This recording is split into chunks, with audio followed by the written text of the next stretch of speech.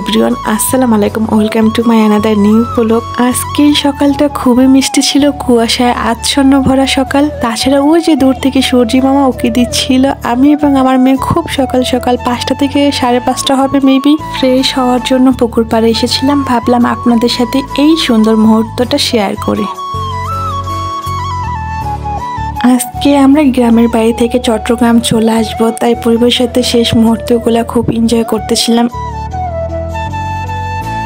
বাসায় এসে দেখি সবাই গেমস খেলার আসর বসিয়ে দিয়েছে। সবাই কার্ড দিয়ে এক ধরনের খেলা খেলতেছিল, যেটাকে 32 বলে। আমি এই খেলাটা মোটেও পারি না, তাই দূর থেকে দাঁড়িয়ে দাঁড়িয়ে ওদের খেলা এনজয় করতেছিলাম।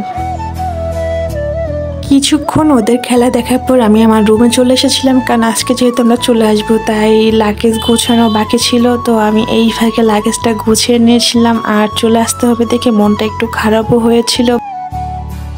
দুপুরে খাবার মেনুতে ছিল মুরগির মাংস, মাছ, চালের রুটি, হাঁসের মাংস। আমরা হাঁস রুটি খেতে পছন্দ করি বলে আমার শাশুড়ি মা ওই দিন আবার তৈরি করেছিল। ফার্স্টে আমি আমার মেয়েকে খাইয়ে দিচ্ছিলাম, কারণ ওকে আগে রেডি করতে হবে, বাট ও তো শুধু দুষ্টুমি করতেছিল, খেতে চাচ্ছিল না। মাটির চুলা রান্না খেতে খুবই সুস্বাদু হয়, স্পেশালি আজকের রান্নাটাও খুবই টেস্টি হয়েছিল। দুপুরে খাবার দাবারের পর সবাই থেকে বিদায় নিয়ে লঞ্চ ঘাটের উদ্দেশ্যে রওনা দিলাম। গ্রামের আঁকাবাঁকা রাস্তার দুই সাইডে সারি সারি তাল গাছগুলো দেখতে খুবই সুন্দর লাগেছিল। তাছাড়া ঠান্ডা বাতাসে মন প্রাণ একদম জুড়িয়ে যাচ্ছিল। যাওয়ার সময় আমাদের বাসার সামনে গাড়ি দাঁড় করিয়েছিলাম। মা বাবার থেকে বিদায় নিয়ে আবার রওনা হলাম। এই মুহূর্তটা প্রতিটা মেয়ের কাছে কতটা কষ্টদায়ক সেটা ভাষায় বলে প্রকাশ করা সম্ভব না। আমরা তারপর লঞ্চে উঠে গিয়েছিলাম, লঞ্চও ছেড়ে দিয়েছিল। নদীর সৌন্দর্য উপভোগ করতে করতে রওনা দিলাম।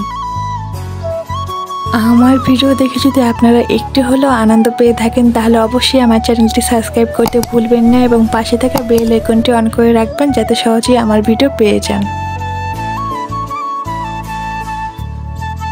মায়া জড়ানো এই সুন্দর দৃশ্য দেখে আমি তো মুগ্ধ হয়ে যাচ্ছিলাম। বারবার ইচ্ছে করতেছিল প্রকৃতির সাথে একদম মিশে যাই।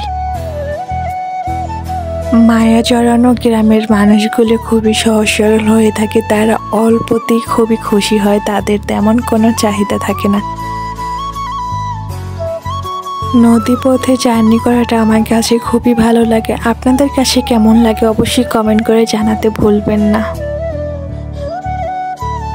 আমার কাছে স্পেশালি ছোট ছোট নৌকায় করে মাছ ধরার দৃশ্য দেখতে খুবই ভালো লাগে, আর এভাবে কখন যে সন্ধ্যা হয়ে গেল বুঝতেই পারলাম না। হঠাৎ দেখলাম এক ঝাঁক পাখি আমাদের পিছন পিছন আসতেছিল। আমি তো দেখে খুব খুশি হয়ে গিয়েছিলাম। আমরা এখন যেখানে আছি এখানে চারদিকে তাকালে শুধু পানি আর পানি, কোনো নদীর কূল কিনারা দেখা যাচ্ছিল না, আর দূরে একটি ছোট্ট ডিঙ্গি নৌকা দেখা যাচ্ছিল। আস্তে আস্তে চারদিক অন্ধকার হয়ে যাচ্ছিল, তাই নিজেদের জায়গায় চলে আসছিলাম। এসে এখানে দেখি মনেকা কেনা হয়েছিল, এইগুলোর প্রতি প্যাকেট 20 টাকা করে। আমি আমার পছন্দের পেয়ারা মাখা কিনেছিলাম, এবং এটি খেতে খুবই সুস্বাদু ছিল। এটির প্রাইস ছিল 20 টাকা করে।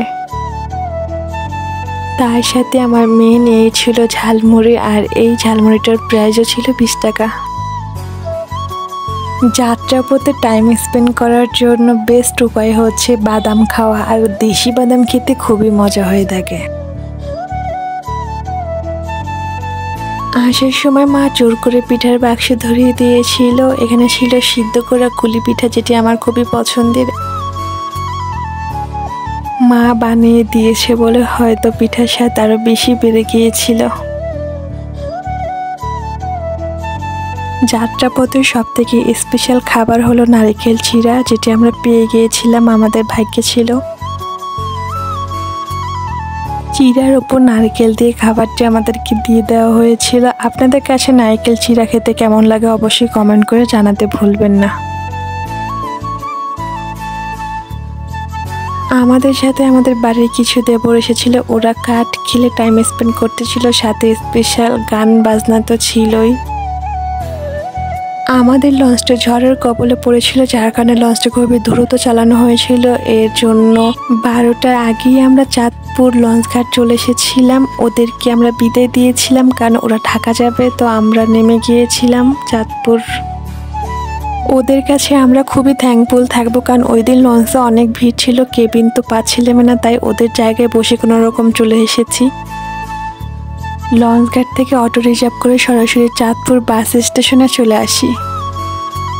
যেহেতু আজকে লঞ্চ সময়ের অনেকটা আগে চলে এসেছে, যার কারণে আমাদের 1 থেকে 1.5 ঘন্টা বাস স্টেশনে অপেক্ষা করতে হয়েছিল। আমরা এখানে ডিনার করার জন্য একটি হোটেলে বসে এখানে ফ্রেশ হয়ে ডিনার করতেছিলাম। তো আমরা এখানে নিয়েছিলাম পরাটা, ডাল, সবজি। এখানে ডাল সবজিটা খেতে মোটামুটি ছিল। যেহেতু এখন আমাদের অনেক ঘন্টা বাজিয়ানি করতে হবে, তো আমরা হালকা পাতলা খাবার খেয়ে নিয়েছিলাম। তো আমি প্রথমে পরোটা দিয়ে ডাল সবজিটা ট্রাই করি, আমার কাছে মোটামুটি ভালো লেগেছিল। এদিকে আমার মেয়েকে ঘুম থেকে তুলে জোর করে খাওয়াচ্ছিলাম, তাই ওর মুড একটুও ভালো ছিল না। জীবনে প্রথমে এত বাজে ডিম ভাজি খেয়েছিলাম। এই ডিম ভাজিতে এক টুকরো পেঁয়াজের ছিটে ফোটাও ছিল না, শুধু কাঁচামরিচ দেওয়া ছিল। কি অদ্ভুত, তাই না? ডিনারটা কোনো রকম শেষ করে বাসে উঠে পড়ি। বাসও ছেড়ে দিয়েছিল গন্তব্যের উদ্দেশ্যে। রাতের বেলা চাঁদপুর শহরটা দেখতে আরও বেশি সুন্দর লেগেছিল। 15 থেকে 16 ঘন্টার জার্নির ভিডিওটা এখানে শেষ করব। দেখা হবে নতুন ব্লগ নিয়ে নতুন কোনো জায়গায়। ততক্ষণ আপনার সবাই ভালো থাকবেন, and don't forget to subscribe my channel, and আল্লাহ হাফেজ, বাই বাই, টাটা।